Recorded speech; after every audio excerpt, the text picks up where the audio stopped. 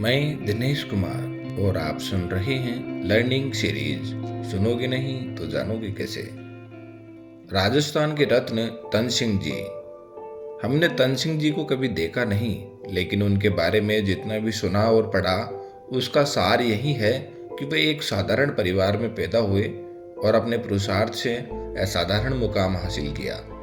पुरुषार्थ के साथ साथ ईमानदारी उनका बहुत बड़ा गुण था, जो आजकल आम तौर पर राजनेताओं में ढूंढने से भी नहीं मिलता। तन सिंह जी इतने सहज और साधारण थे कि सांसद रहते हुए बीमार पड़ने पर हॉस्पिटल में साधारण वार्ड में जाकर लेट गए। जब डॉक्टर ने नाम पता देखा तो हक्का बक्का रह गया। तन सिंह जी की सादगी के बारे में बात करने से पहले उनके जीवन के बारे में जान लेते हैं। तन सिंह जी का जन्म 25 जनवरी 1924 को जैसलमेर जिले के बेरसियाला गांव में हुआ। यहाँ उनका ननिहाल था।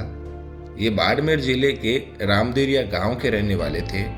पिता ठाकर बलवंत सिंह और माता मोती कमर थी। प्रारंभिक शिक्षा बाड़मेर में प्राप्त करने के पश्चात 1942 में चेपासनी स्कूल जोधपुर से मैट्रिक परीक्षा प्रथम श्रेणी से प्राप्त की। उच्च शिक्षा के लिए वे झुंझुनू में पिलानी गए। 1944 में नागपुर से वकालत की परीक्षा पास कर बाड़मेर आए एवं बाड़मेर नगर पालिका के अध्यक्ष चुने गए। 1944 की दीपावली की रात उन्होंने श्री क्षत्रिय युवक संघ नामक संगठन की नींव रखी, जो उत्साही युवकों के समाज चिंतन का एक मंच था। इसमें सदस्य बनाए जाते थे, अधिवेशन होते थे एवं समाज की दशा एवं दिशा पर मंथन होता था। 1952 एवं 1957 में बाड़मेर से विधायक चुने गए। 1962 में देश के सबसे बड़े लोकसभा क्षेत्र बाड़मेर जैसलमेर से सांसद चुने गए। 1977 में वापस सांसद चुने गए। प्रथम विधानसभा में कुछ माह नेता प्रतिपक्ष भी रहे। श्री क्षत्रिय युवक संघ जैसी अनूठी संस्था को जन्म देने वाले पूज्य तन सिंह जी राजनीतिज्ञ के साथ साथ उत्कृष्ट कोटि के लेखक, कवि, वकील, व्यवसायी, श्रेष्ठ वक्ता, कर्मठ कार्यकर्ता, भक्त, विचारक भी थे। 7 दिसंबर 1989 को अपनी माता की गोद में अंतिम सांस ली। आजादी के समय उच्च शिक्षित होने के बावजूद वे सदैव साधारण ही बने रहे और किसी ऊंची नौकरी के बजाय उन्होंने समाज सेवा को चुना। ईमानदार रहते हुए समाज सेवा और राजनीति करना थोड़ा टेढ़ा ही काम होता है, बल्कि मुश्किल भी होता है। फिर भी उन्होंने ईमानदारी का रास्ता चुना।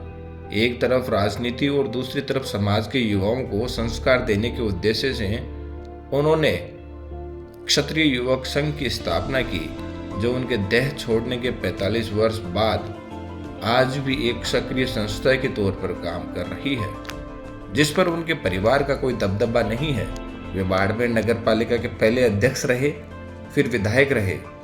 बाद में जयपुर की राजमाता गायत्री देवी ने उन्हें लोकसभा का चुनाव लड़ने के लिए कहा, जिसके लिए उन्होंने यह कहते हुए मना कर दिया कि उनके पास चुनाव लड़ने के लिए पैसा नहीं है।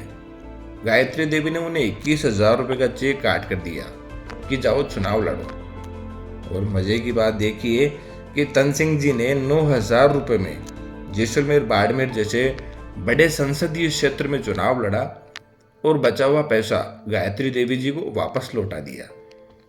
1967 में लोकसभा का चुनाव हारने के बाद पूज्य श्री तन सिंह जी के सामने अपने और अपने साथियों की आजीविका का संकट खड़ा हुआ। इस हालात से निपटने के लिए बाड़मेर में सिवाना के पास जमीन खरीदी और खेती करना शुरू कर दिया।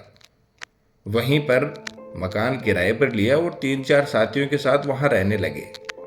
एक दिन बाड़मेर कलेक्टर सिवाना दौरे पर आए। उन्हें पता चला कि पूर्व लोकसभा सदस्य यानी सांसद तन सिंह जी भी यहीं पर रहते हैं, तो वे उनसे मिलने चले गए।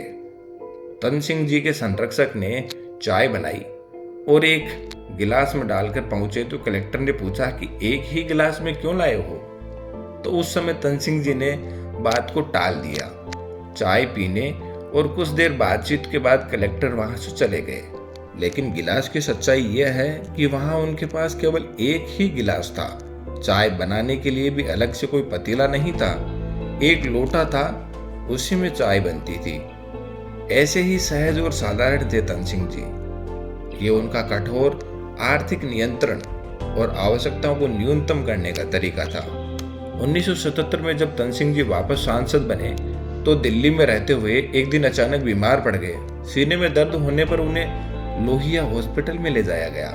वे हॉस्पिटल में जाकर सामान्य वार्ड के बेड पर लेट गए। साथ में गए वर्तमान संरक्षक ने आवश्यक कागजी कार्रवाई पूरी की। वार्ड में जब डॉक्टर चेकअप के लिए गया तो फाइल पर पता देखकर चौंक गया। उसने पूछा, क्या तुम नॉर्थ एवेन्यू में रहते हो? जवाब में तन सिंह जी ने कहा, हाँ, मैं नॉर्थ एवेन्यू में रहता हूँ। डॉक्टर को तन सिंह जी की बात गले नहीं उतर रही थी। उसने पूछा, तुम वहां कैसे रह सकते हो? वहां तो सांसद रहते हैं। इस पर साथ में आए संरक्षक ने कहा कि ये सांसद ही हैं।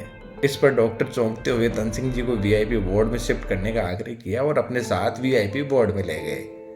तन सिंह जी विरले राजनेता थे जो हर साल अपने संसदीय कामकाज का हिसाब किताब अपने मतदाताओं के समक्ष रखते थे। ऐसे महापुरुषों के लिए कोई भी सम्मान छोटा पड़ेगा। हो सकता है कभी सरकार उनके लिए भारत रत्न की घोषणा भी कर दे, लेकिन वे राजस्थान के रत्न थे और हैं। जैसा कि हमेशा होता है, ऐसा कहा जाता है कि अच्छे लोगों की जरूरत भगवान को भी होती है। तन सिंह जी ने महज 56 वर्ष की आयु में बहुत सारी उपलब्धियां हासिल कर इस संसार से विदा ले ली थी, लेकिन उनके किए हुए काम और उनका रचा हुआ साहित्य आने वाली पीढ़ियों को प्रेरणा देता रहेगा। हो सकता है कि उनकी पहचान और स्वीकार्यता एक समाज विशेष में ज्यादा हो, लेकिन उनके व्यक्तित्व और कृतित्व से हर कोई इसलिए प्रेरणा ले सकता है क्योंकि उन्होंने विषम परिस्थितियों वाले इलाके में जन्म लेकर भी साधनों के अभाव में ऊंची शिक्षा हासिल की और जीवन भर सादगी से रहते हुए बड़े सपने देखते गए। ऐसे महापुरुष को 100वीं जयंती पर विनम्र श्रद्धांजलि।